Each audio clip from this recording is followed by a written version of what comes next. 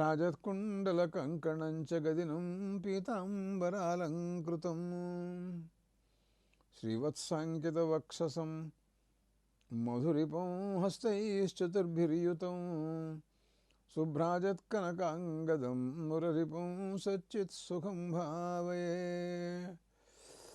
पादसंयुतमेघसन्निभतनुः प्रद्योतनस्यात्मजः नूनं पुण्यकृतं शुभावह वपुः पापीयसान्दुःखकृतं श्रीमान् दक्षिणदिक्पतिर्महिषगो भूषाम्बरालङ्कृतः ध्येयसंयमनीपतिः पितृगणस्वामी यमोदण्डभृतु किरीटोज्ज्वलं वस्त्रभूषाभिरामं विचित्रासनासीनमिन्दुप्रभास्यं ऋणां पापपुण्यानि पत्रे लिखन्तं भजे चित्रगुप्तं सखायो यमस्य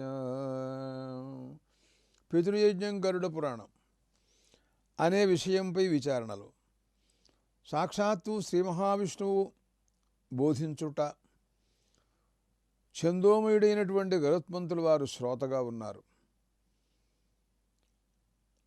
ఈ లోకంలో దేహాన్ని విడిచిపెట్టినటువంటి జీవరాశి పాపులు పుణ్యపురుషులు అనేక మంది, వాళ్ళలో ఎవరు ఏ లోకానికి ఎలా పెడతారు ఏమిటి అనే విషయాలపైన మహావిష్ణువు యొక్క దివ్యోపదేశాలు జరుగుతున్నాయి.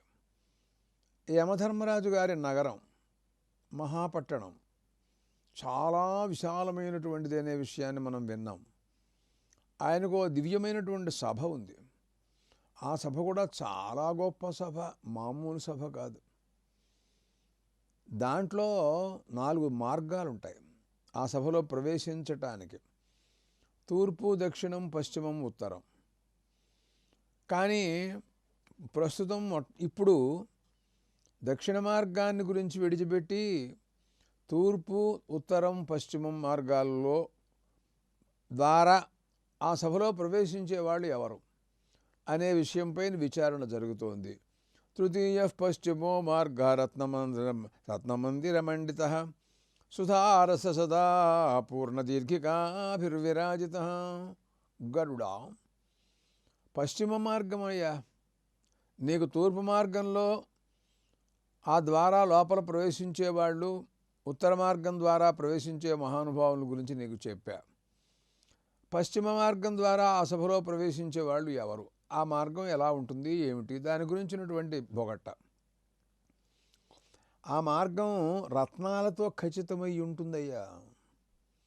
సుధారస సదా పూర్ణ దీర్ఘిక. అబ్బా, దీర్ఘిక అంటే దీవుడు భావులయ్యా. దాంట్లో ఏముంటుందో తెలుసా? అమృతరసంతో నిండి ఉంటాయిటయ్యా అవన్నీ కూడాను. అరేరే.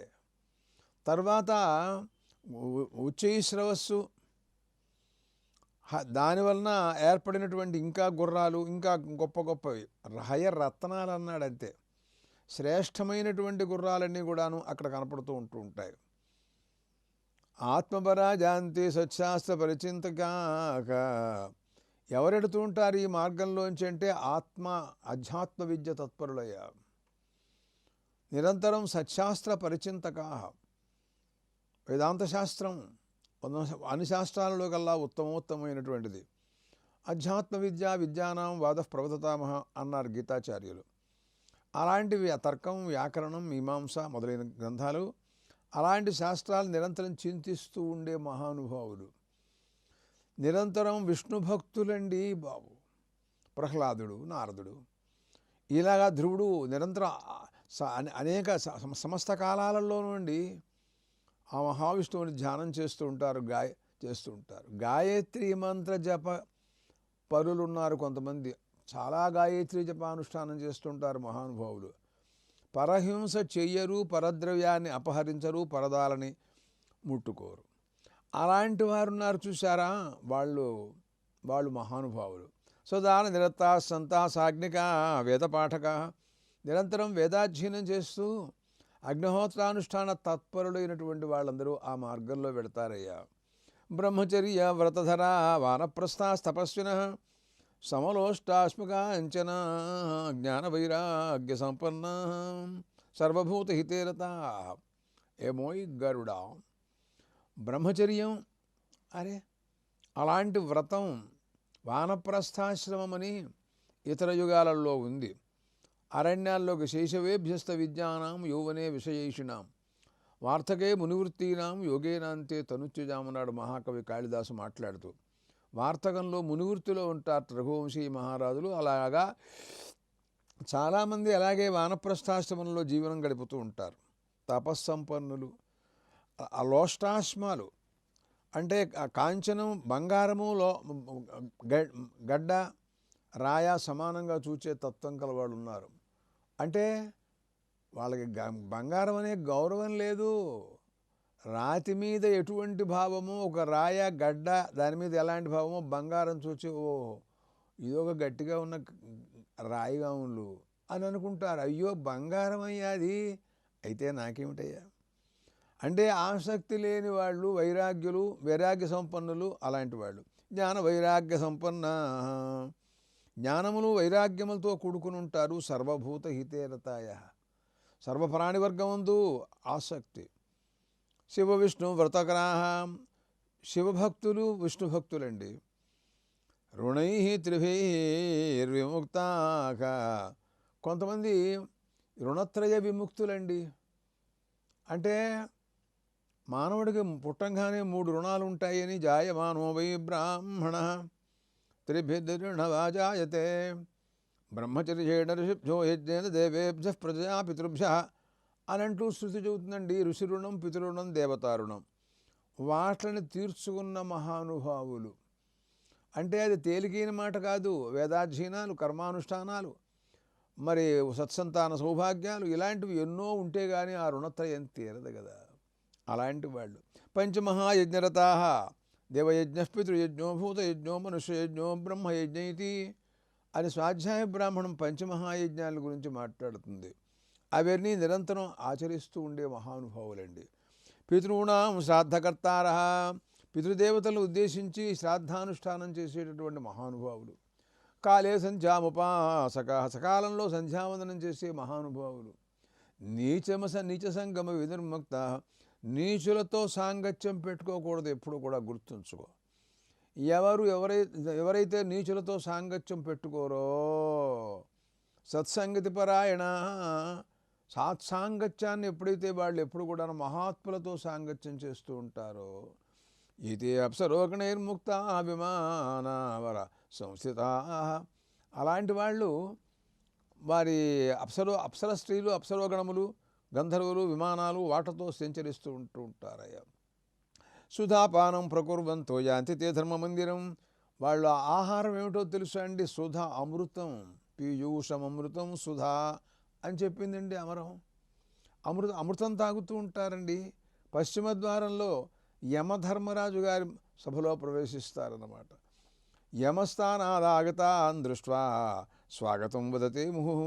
ఇలాంటి వాళ్ళు వస్తే వాళ్ళందరినీ చాలా గౌరవంగా స్వాగతం చెబుతాట యమధర్మరాజు గారు. లేచి వచ్చి తన సింహాసనం మించి దిగి వచ్చి మహాత్మా దయచేయించారు, మహాత్మాన ఆగచ్చంతు అనందరినీ వాళ్ళందరినీ గౌరవంగా తీసుకొస్తారటయ్యా. సముత్థానంచ కుర్వతే తేషాం గచ్చతి సమ్ముఖం. వాళ్ళకి అభిముఖంగా వెడతాడు, గౌరవిస్తాడు. ఆ వెళ్ళేటప్పుడు ఆయన ఏ రూపంలో ఉంటాడో తెలుసా? మామూలుగా పాపులకి ఇచ్చే దర్శనం లాంటి దర్శనం కాదండోయ్. పాపులకు భయంకరమైనటువంటి రూపంలో కనపడతాడు. వీళ్ళకి చతుర్భుజాలతో, శంఖచక్ర గదాదులతో కనపడతాటండి. మహావిష్ణువు యొక్క ఆకారంతో కనపడతాడు. అంటే మహాత్ములు ఎప్పుడు కూడాను ఆ పరమాత్మనే ధ్యానం చేసిన వాళ్ళు కాబట్టి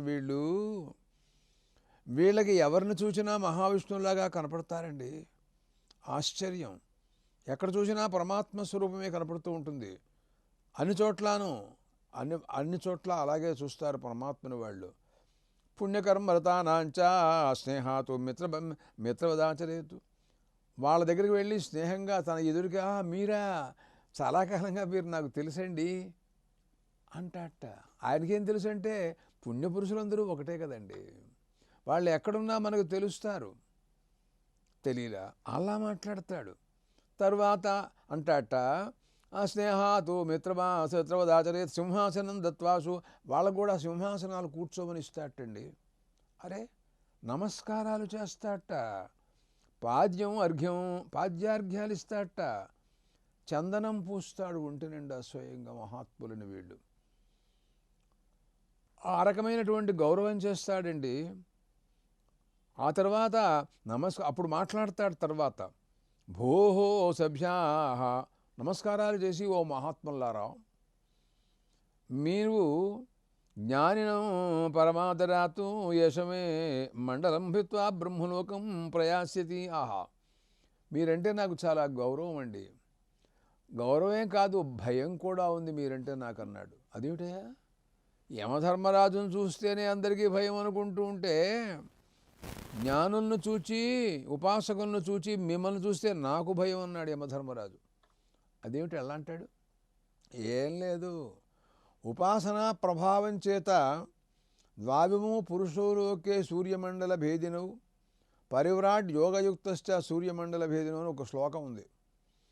లోకంలో యోగులు యోగ ప్రభావం చేత సూర్యమండలాన్ని భేదించుకుని వారు బ్రహ్మలోకంలోకి వెళ్ళిపోతారని ఉంది. సూర్యమండలాన్ని పగల కొట్టుకుపోతారు వాళ్ళు. సూర్యమండలం అంటే ఈందే వీళ్ళ నాన్న సూర్యుడు. వాళ్ళ నాన్న మండలం కాస్త భేదింపబడుతుంటే తనకి బాధ కాదా? తన మండలం పగలగొట్టినట్టే. ఆయన వాళ్ళ అబ్బాయి ఇద్దరు ఒకచోటే ఉంటారు. తండ్రి గారి ఇంటికి హాని కలిగింది అంటే మన కొడుకు కూడా హాని కలిగినట్టేగా. ఆ రకంగా అన్నమాట. అందువలన యతహాయమః సభ్యానుద్దిశ్య భవంత సర్వే ఏతాన్ పుణ్యాన్ నమస్కృత. వాళ్ళ సభ్యులున్నారు అక్కడ చాలామంది యమలోకంలో. రండిరా అట చూస్తారేమిటి దీపశమ్యాల్లాగా వచ్చి వీళ్ళందరికీ నమస్కారాలు పెట్టండి. మహాత్ములు వచ్చారు భూలోకంలోంచి, తపస్సంపన్నులు, యోగాభ్యాస తత్పరులు, మహాపురుషులందరూ వచ్చారా అని అందరికీ కూడా చెప్పి నమస్కారాలు పెట్టిస్తాడండి. ఎవరైతే లోకంలో జ్ఞాని అని వాడు ఉంటాడో వాడు సూర్యమండలాన్ని భేదించుకుని బ్రహ్మలోకంలోకి వెళ్ళిపోతాడండి. అరే అందువలన పరివ్రాట్ యోగయుక్తశ్చ సూర్యమండల భేదినం అన్నారండి. అటువంటి వాళ్ళు ఈ యమసభలోకి వచ్చారు, ధర్మరాజు గారి దగ్గరికి వచ్చారు. అప్పుడు అంటారు, మా నాన్నగారి కొంప మండలం దాన్ని భేదించేస్తారు కదా, నా మండలం కూడా భేదించినట్టే కదా అని యమధర్మరాజు గారు ఎంతో వాళ్ళని గౌరవంగా మాట్లాడతాడు. మరో మాట మాట్లాడతాడు, భూబుద్ధిమతాం శ్రేష్టా, మీరందరూ కూడా మహానుభావులు, నరక క్లేశ భీరవ అన్నాడు. ఎక్కడ నరకంలో పడిపోతామో అని అడుగడుగునా కూడా భయపడుతూ అనేక రకములైనటువంటి పుణ్యాలను మీరు సాధించుకున్నారండి. ఆ భయం ఉండాలి. పాపాచరణ వలన నరకలోకంలో ఉంటాము అనేటటువంటి భయం ఉండాలి. అప్పుడు కానీ వీడు పుణ్యమందు ఆసక్తి కలగదు ఆచరించటంలో. పుణ్యైః దేవత్వం సుఖదాయకం. పుణ్యాచరణ చేయటం వలన ఏమిటో తెలుసా? స్వర్గలోకం అండి, దేవతాలోకం, దేవత్వం వస్తుంది. అది ఎప్పుడూ సుఖాన్ని కలగజేస్తూ ఉంటుంది. సుఖంగా ఆనందంగా తిరుగుతూ ఉంటాడు. మానుషం దుర్లభం ప్రాప్య నిత్యం ధర్మం యమస్తు న సాధయేతు. అరే మనుష్య జన్మ పొంది కూడా నువ్వు ధర్మాన్ని ఆచరించవా? ఇంత మూర్ఖుడు సృష్టిలో ఉంటాడు ఎక్కడన్నా? అరే రే రే రే అంటే ఏమిటి? ఈ శరీరం చాలా దుర్లభాతి దుర్లభంగా నీకు లభించింది, కానీ ఇది అశాశ్వతం, ఎప్పుడు పోతుందో తెలియదు. లైట్ జాగ్రత్తగా దీపం ఉన్నప్పుడే కొంప సర్దుకో. దీపం ఆరిపోయిన తర్వాత నువ్వు చేసేదేం లేదు అక్కడ, చూశావు? అందుకోసమని అస్థిరేణ శరీరేణ అయో అస్థిరీష్ట ధనాధిపి, డబ్బుందనుకుంటున్నావు, తెల్లవారేటప్పటికల్లా మాయమైపోతుంది, ఎవరో పట్టేస్తే తీసుకుపోతారు. ఈ శరీరాన్ని గురించి నిత్యం సన్నిహితో మృత్యుః, వెనకాలే ఉంటుంది ఎప్పుడు మృత్యువు, నమ్మటానికి లేదు. సంచినోతి స్థిరం ధర్మం స ఏవ బుద్ధిమాన్ నరః. ఇటువంటి అస్థిరమైనటువంటి ధనము, అస్థిరమైనటువంటి శరీరము, వేట్ల చేత స్థిరమైన శాశ్వతమైనటువంటి పుణ్యాన్ని నువ్వు ఆర్జించుకోరా. అస్థిరంలోంచి స్థిరం వస్తుంది. నువ్వు చాలా స్వల్పంగా కొద్దిగా దేవతలకు ఆవిర్భాగాలు ఇస్తావు, గొప్ప గొప్ప పుణ్యాన్ని, గొప్ప సుఖాన్ని, స్వర్గలోకాన్ని కాంక్షిస్తావు. ఒక గింజ బీజం వేశాడు చెట్టు, భూమిలో నాటిన రోజున అది ఎంత సూక్ష్మంగా ఉంది. దానివల్ల వేల పండ్లు, మామిడి పండ్లు పొందాడు తర్వాత. అంటే తక్కువలోంచి ఎక్కువ కదా మనం చేసేది. సంచినోతి స్థిరం ధర్మం స ఏవ బుద్ధిమాన్ నర తస్మాత్ సర్వప్రయత్నేన కర్తవ్యో ధర్మ సంచయ.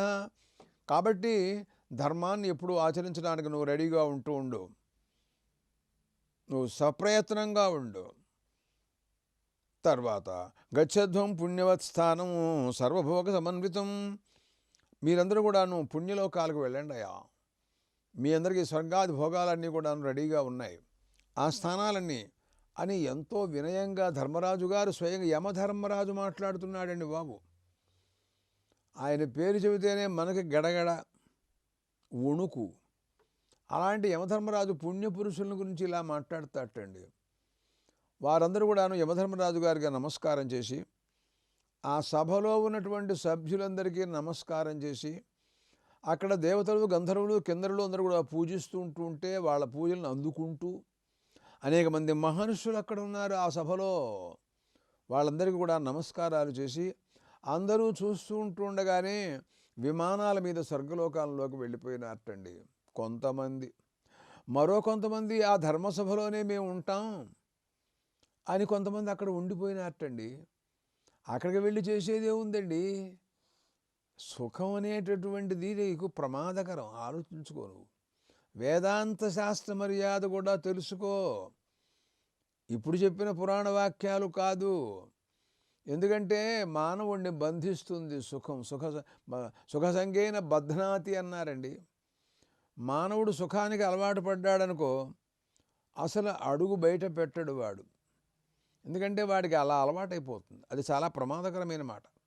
అందువలన మేమందరం ఇక్కడే ఉంటాం, ఈ మహాత్ములందరినీ చూస్తూ, ఇక్కడ వీళ్ళ సంభాషణలు వింటూ, ఉషిత్వా తత్ర కల్పాంతం భుక్త్వా భోగానమానుషాన్ ప్రాప్నోతి పుణ్యశేషేణ మానుష్యం పుణ్యదర్శనం. గరుడా, ఇంతకీ స్వర్గలోకంలోకి చాలా ఉత్సాహంగా వెళ్ళారు వీళ్ళందరూ. ఏమిటో తెలుసా నీకు? తెలీదండి.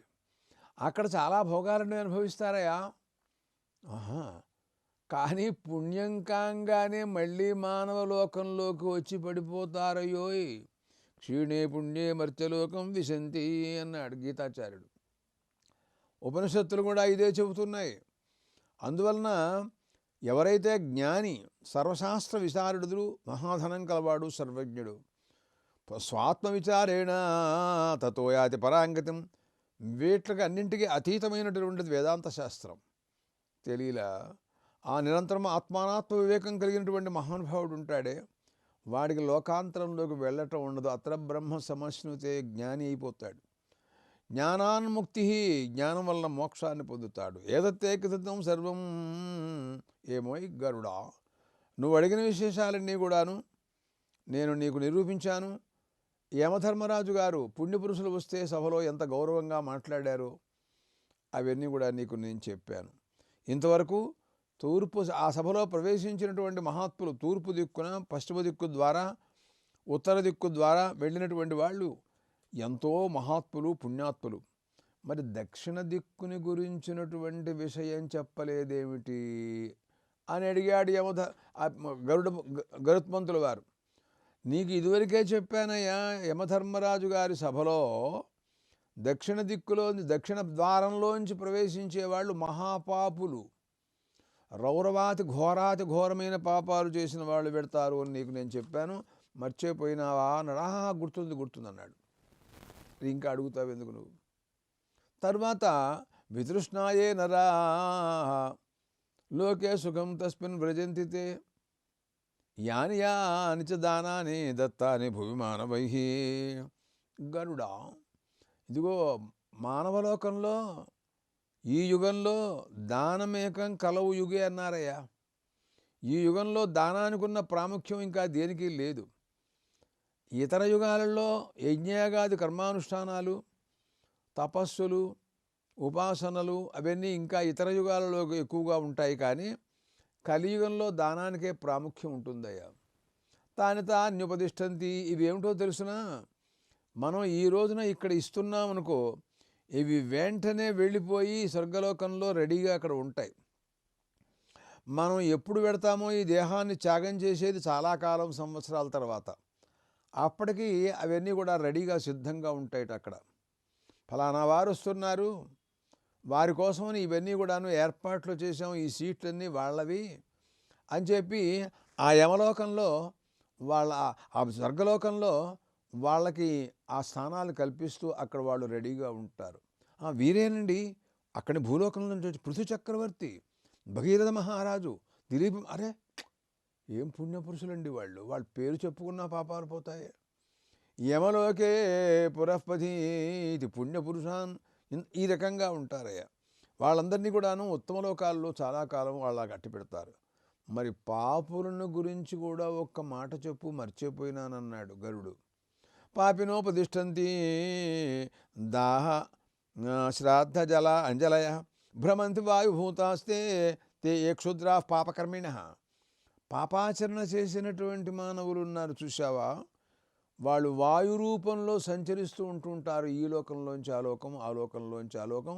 అది అన్నమాట.